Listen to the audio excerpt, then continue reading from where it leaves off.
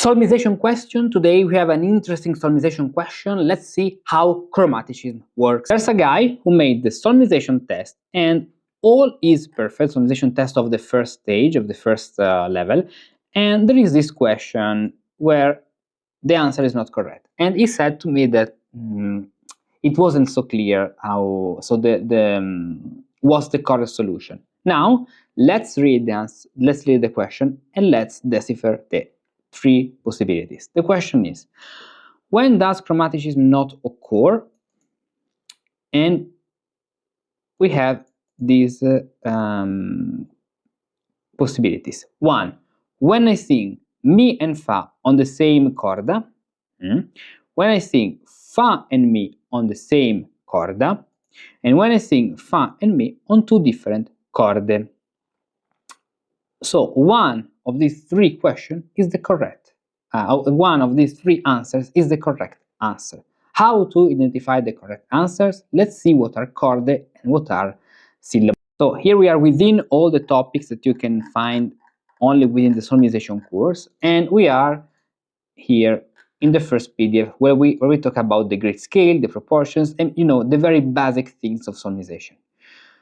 When we arrive here to these tables, we analyze a lot of things. We have these systems, so the letter system, which are called chorde from G or gamma, because this is our gamma ut, and the others, the other syllables, which are called syllables or voices in Latin. So these are the chorde or claves, so clefs. All these, in fact, you can see the three main clefs. I mean, bass, the bass clef, the F clef, F fa ut clef, F fa ut, the C sol fa ut, and the G sol re ut, which is not highlighted here as a clef, but we can clearly see this in the other picture. This is the first. Then, the point is about chromaticism. So we said that these are chorde, so these at the left are the chorde, and these are the syllables. Let's see, for example, here. Here we have be, fa, this is the letter B. B, be tondo, be quadro, as you can see, be tondo and be quadro. Tondo, round, mollis, because even of the shape, which is round, and of the sound, because it's mollis, flat. The other one is be duro, because of the nature, hard, or be quadro, squared, because of the figure. Here, on the same syllable, we have fa and mi and fa. And this is the case where we can sing mi or fa on the same syllable, on the same letter, B. The letter is B in both positions. Here we have two spaces, but actually they occupy only one space, as you can see, fa and mi.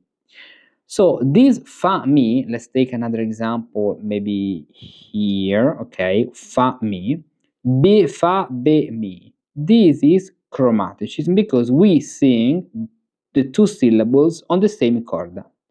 But if we sing two syllables, so fa and mi, on two different chorde, for example, B and C, B and C, be mi, ce fa, si fa, or this is a in Latin, a mi, or be fa, in this case we do not have chromaticism because they are two different chorde or claves or letters, A and B.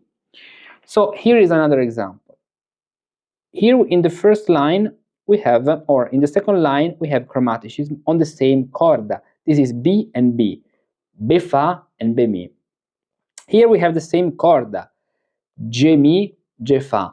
Of course, this is within a musica ficta context, but still works. Imagine that we have this we are in A major, this works. Even this, we have E natural, E flat, so E, mi, E, fa, they are mi and fa. So here we have chromaticism, as you can see. The other situation is when we have two different chorde or clefs or letters, so claves in Latin, G and A. We have mi and fa on two different letters. We have B and A on, so mi and fa on two different letters, B and A. We have C sharp and D. Mi and Fa, two different letters. So all of these things about solmization, hexachords, Mi and Fa are very important for Renaissance music. For example, how can you recognize the tonus or the modus of a composition if you don't know solmization? Is not possible, because all the species of the diapente and the atessaron are entirely based on the solmization system. But how can we learn today Renaissance music in the right way, so as if we have lived in the Renaissance?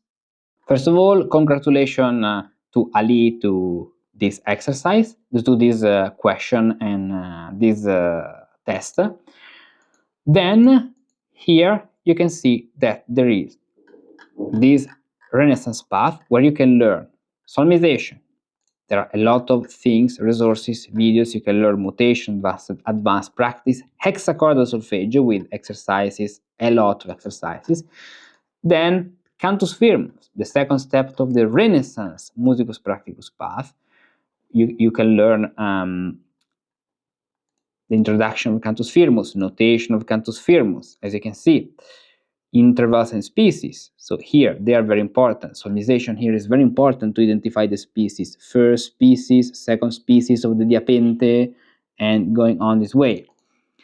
Then psalm tones, perfect and imperfect tones, all these things, affect and tritonus, irregular tones, affect and ethos, and other things. Then cantus figuratus, you can learn how to read Renaissance music without relying on any transcription. You learn to read ligatures here, directly here, with the examples and then on the original sources.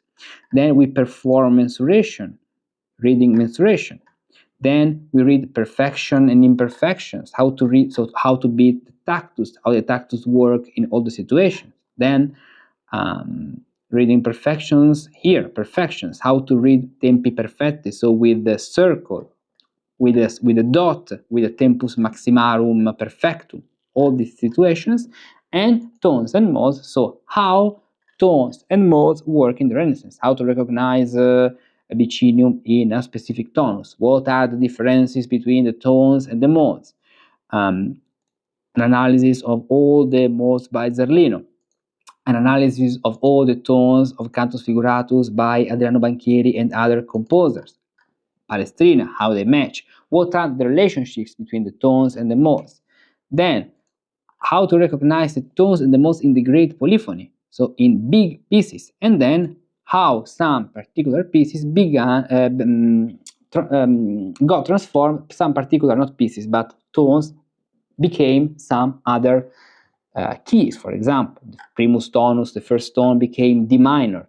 The quintus tonus, the fifth tone, became C major. There are specific things. All of this is within the Renaissance path, so go to the page that you can find in the description or on the main website musicuspracticus.com here, and then you can join. So you can start the solmization path, solmization level, and then you can learn all the other things. This is very important because today Renaissance music, even counterpoint, is not taught in the right way, because teachers do not give the right weight to tones, to how the modal and tonals in terms of the 8 ecclesiastical tones system work.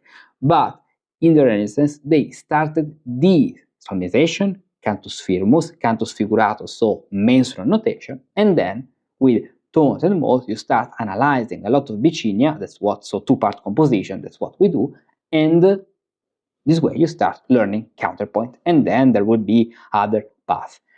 Start your journey, click on the link here in the description, do your 24 free hours, and then activate a subscription if you want to continue to study all the other things that you can do on the Renaissance Musicus Practicus, and even in the future the Baroque, when they will be available, like suited dances, chorales, and other things. In the meanwhile, I'll tell you I'm working on suited dances, but this will be available on in the second part of this year. So, link in the description. Start learning music, Renaissance music, as if you had lived in the Renaissance. I have bad news for you. In the Renaissance, transcriptions didn't exist. All musici pratici, indeed, read music directly from the original sources. They knew how to read ligatures and recognize the correct values, brevis, longa, semibrevis, maxima. They could accurately interpret all the mensurations, perfect, imperfect, tempus, modus, prolazio. They knew how to beat the tactus in accordance with the mensurations and the proportions. So, modern transcriptions are unnecessary. Yes, they can be useful if you want to study the counterpoint and the vertical setting. But do you really have the audacity to claim you perform Renaissance music and are an expert, yet you don't know how to read the notation used by the Renaissance musicians? Fortunately, today you too can learn how to read white mensural notation directly from the original sources without relying anymore on any transcriptions nonsense. I've prepared an entire course of 90 practical lessons for you where I'll teach you gradually how to read figures and rests, how to correctly interpret mensurations in the ancient and in the modern system, how to correctly beat the tactus according to the mensuration and the proportions, how to correctly perform imperfect mensurations and perfect mensurations with all the rules of perfections and imperfections, how to correctly beat the proportions, even the most unexpected ones, like 5-3. How to correctly align the syllables of the text to the notes of the piece, and much more. 90 practical lessons, 200 pages of examples and exercises from the original sources, no transcriptions, only examples from the original sources. So, no more excuses to don't learn white mensural notation, sign up for the course, discover all the topics and the content. Purchase the course and start learning white mensural notation today. Click here.